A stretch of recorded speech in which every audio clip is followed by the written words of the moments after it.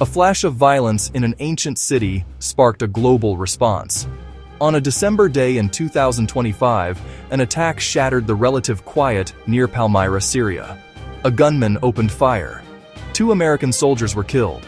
A civilian interpreter working alongside them also died. The act was sudden, brutal, targeted. It sent a shock wave from the Syrian desert directly to the Pentagon. The United States vowed to answer.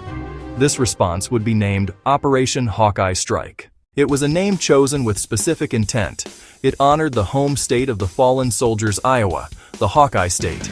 It also signaled a promise of precision, a watchful eye seeking out those responsible across a vast and hostile landscape. The operation began under the cover of darkness. On December 19, 2025, just 6 days after the ambush, the night sky over Syria lit up with explosions. U.S. Central Command initiated a large-scale military action. The objective was clear. It was to degrade the capabilities of the Islamic State. The strikes were not a single event, but a coordinated wave of attacks. Night vision footage released by military officials showed the cold green and black reality of modern warfare. A silent crosshair settles on a nondescript building. A moment of stillness passes. Then, a brilliant white bloom engulfs the target, turning it into a cloud of dust and debris. This was retribution delivered from miles away, a direct consequence of the violence in Palmyra. The initial reports from the Pentagon were measured and direct. They confirmed a retaliatory action was underway. Satellite maps pinpointed the general areas of engagement. The focus was on central and eastern Syria. These are regions where the authority of any central government is weak. They are desolate, remote territories. Deserts, rugged mountains provide perfect cover for insurgent groups to hide, regroup, plan their next moves. The strikes aim to penetrate these sanctuaries. The goal was to dismantle the infrastructure that allows a ghost of the caliphate to endure. The message was unmistakable. American lives would not be taken without a severe and calculated penalty. The fallen soldiers were identified by the Department of Defense. Sergeant Edgar Brian Torres Tovar, 25, of Des Moines, Iowa. Sergeant William Nathaniel Howard, 29, of Marshalltown, Iowa. Both were members of the Iowa National Guard. They were deployed as part of Operation Inherent Resolve. Their deaths brought the persistent danger of the mission into sharp focus. The attack was a grim reminder that even after the fall of its territorial caliphate, ISIS remains a lethal threat.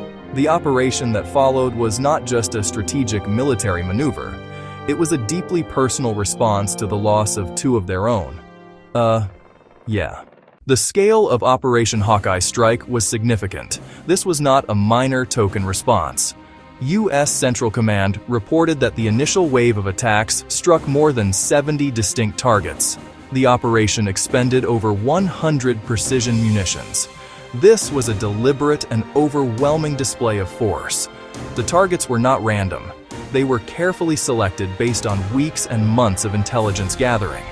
The goal was to systematically dismantle the operational capacity of ISIS cells scattered across the Syrian wilderness.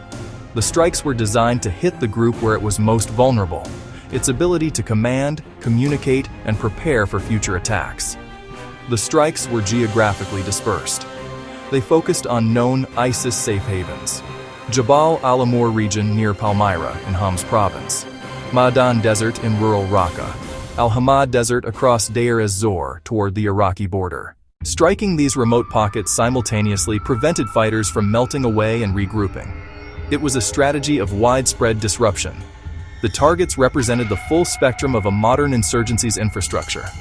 U.S. officials and independent observers like the Syrian Observatory for Human Rights confirmed the nature of the sites hit: command and control centers, weapons depots, training facilities, drone workshops and launch sites, logistical hubs and supply lines.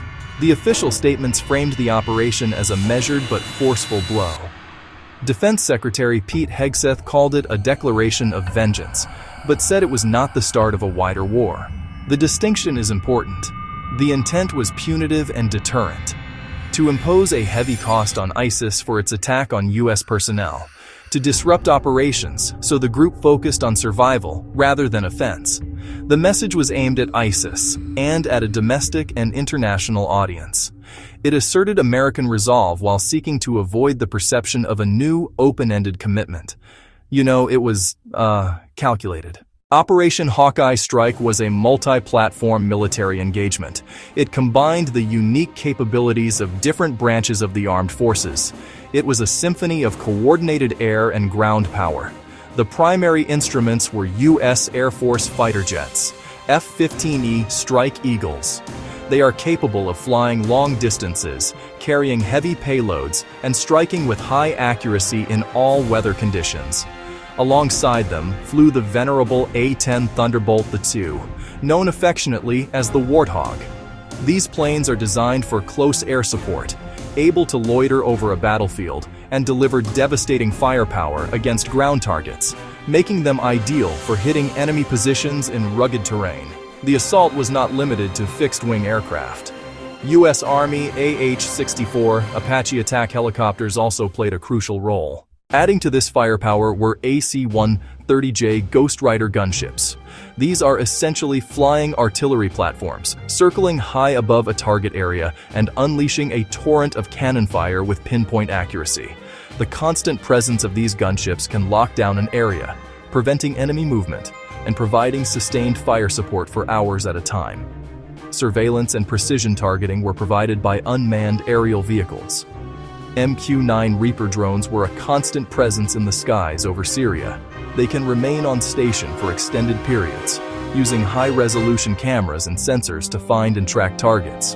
In addition to their surveillance role, Reapers are also armed, capable of launching their own missiles to eliminate targets of opportunity.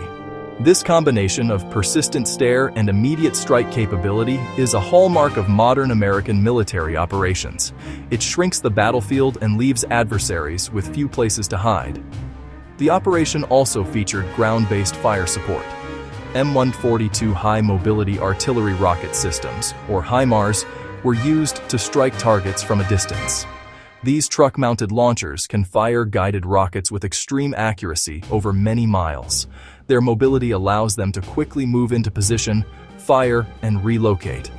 The use of HIMARS demonstrates the integrated nature of the attack, combining assets from the Air Force and Army. The effectiveness of Operation Hawkeye Strike depended on the sophistication of its weapons. The munitions used were not simple bombs. They were advanced, guided weapons designed for precision. The F-15E Strike Eagles were seen loaded with GBU-31 Joint Direct Attack Munitions, or JDAMs. A JDAM is not a bomb itself, but a guidance kit attached to a conventional bomb.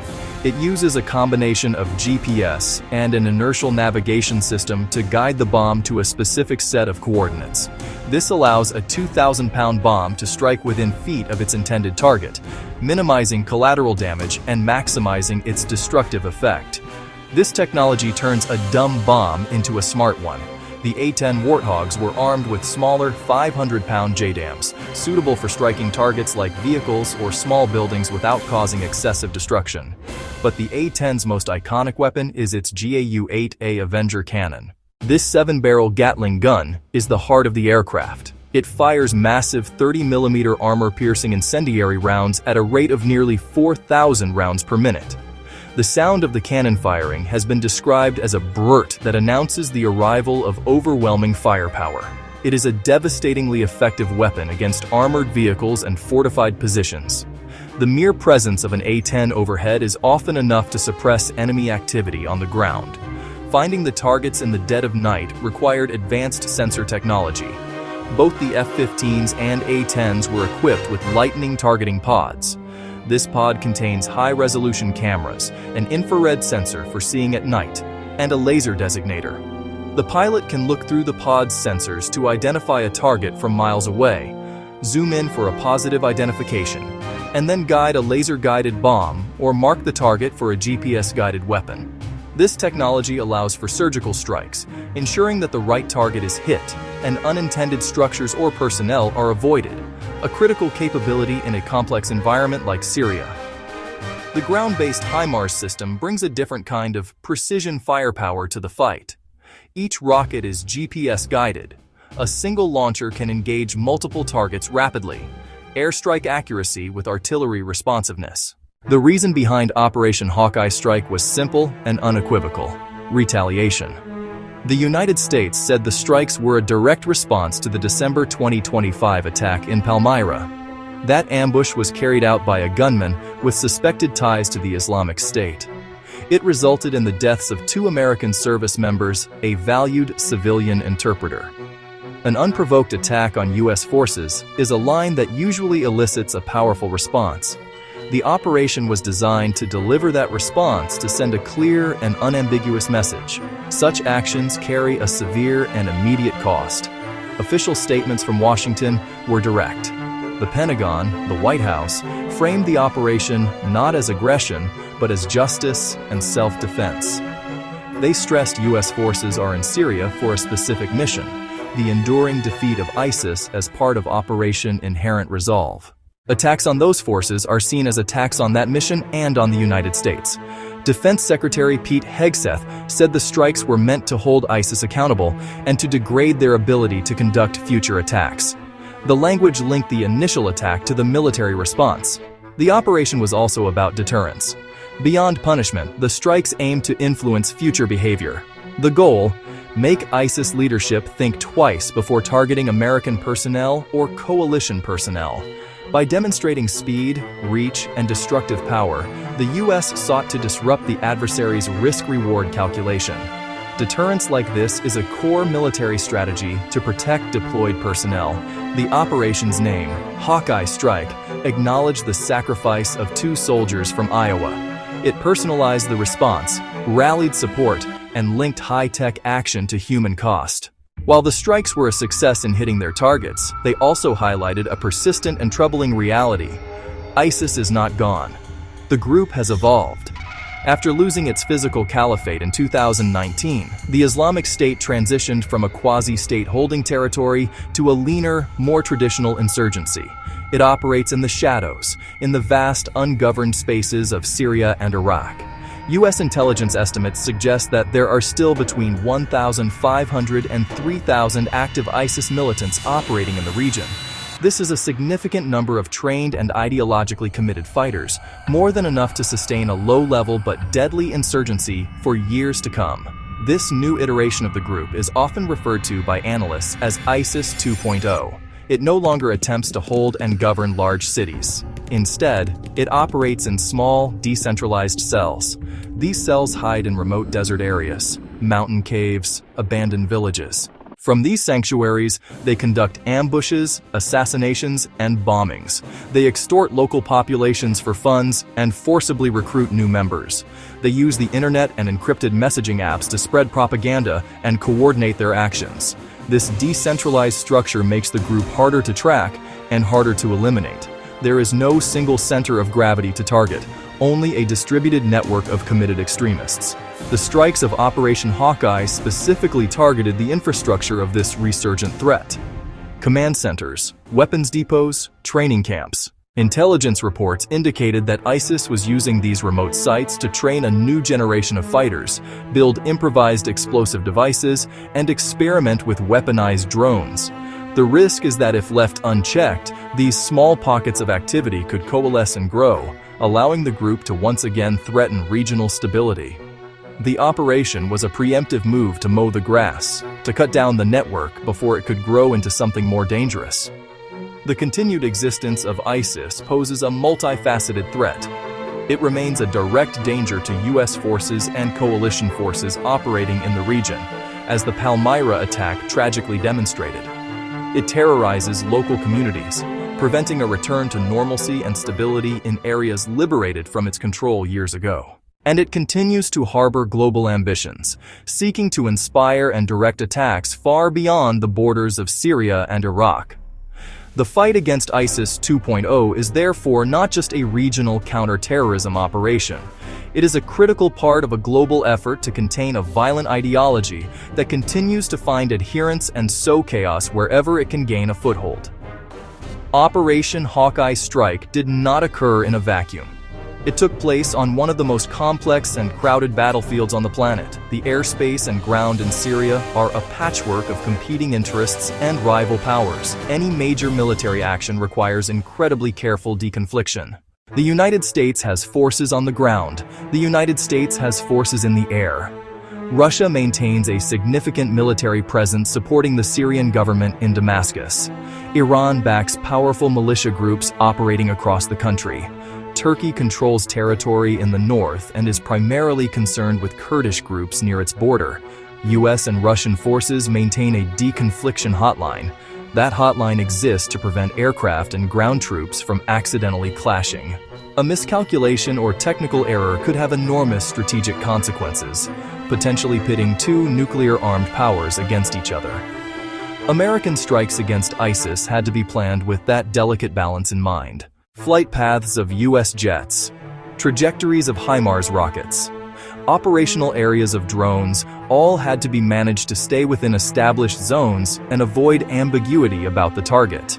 In this environment, partnerships are key. Strikes were conducted with support from the Royal Jordanian Air Force. Jordan shares a border with Syria and wants to prevent an ISIS resurgence. This cooperation shows the fight is a shared burden. On the ground, the US partners with local forces. For years, this meant the Kurdish-led Syrian Democratic Forces.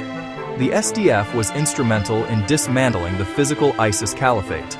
Since the ouster of former Syrian President Bashar Assad in 2024, Washington increased coordination with the new central government in Damascus on counterterrorism. Navigating these relationships is a constant diplomatic challenge. Supporting the SDF creates friction with NATO ally Turkey. Coordinating with Damascus requires managing influence from Russia and Iran. Every military decision has diplomatic ripples. Choosing to strike ISIS in central Syria was partly a safe option because desert areas are largely outside direct control of other major powers. That allowed the US to act decisively against ISIS without directly challenging other states' spheres of influence, minimizing the risk of a wider conflict while still achieving the mission objective. Operation Hawkeye strike was a powerful, single event, but it is not an end in itself. The immediate aftermath will be a period of intense intelligence gathering. US and coalition forces will now engage in what is known as battle damage assessment. Using satellites, drones, and other surveillance assets, they will scrutinize the 70+ targets that were hit. They will look for evidence of what was destroyed, how effective the strikes were, and how ISIS is responding. They will watch for any signs of the group attempting to salvage equipment, recover bodies, or relocate to new undiscovered hideouts. This intelligence will be crucial for planning any potential follow-up actions. In the short term, the strikes will likely have a significant disruptive effect on ISIS operations in the targeted provinces. Loss of command centers will sever communication links. Destruction of weapons depots will leave fighters undersupplied.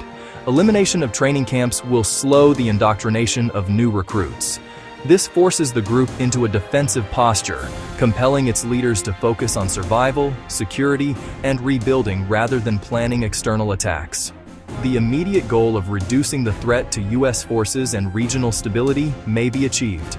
However, resilient insurgent groups can absorb such blows and eventually recover. The risk of escalation, though carefully managed, remains.